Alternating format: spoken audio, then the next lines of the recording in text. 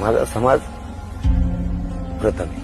लोकांचं उलट असू शकतं, अगोदर कुटुंब नंतर समाज. पण माझ्याकडे समाज अगोदर आहे आणि कुटुंब माझं खाली उतरलं. कुटुंब वर नाही बसलेलं. मला महाराष्ट्रातला एकही समाज म्हणू शकत नव्हता कुटुंब वर बसू देणार. मी नाही माझ्या समाजाची गद्दारी करू शकत. माझ्या समाजाने त्या दिवशी एवढ्या हालापृष्ठा भोगल्या.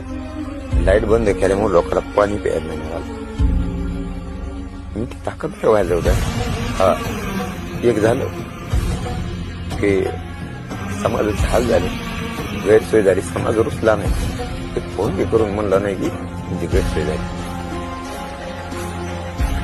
त्यांची जरी गैरसोय झाली तर मी सांगतो त्यांचं डोळ्यात स्वप्न जे घेऊन आले होते ते मी बघणार नाही होत. आरक्षण लय महत्वाचं आहे. मी तुम्हाला तळमळीने सांगतो, नका वाटोळं करू.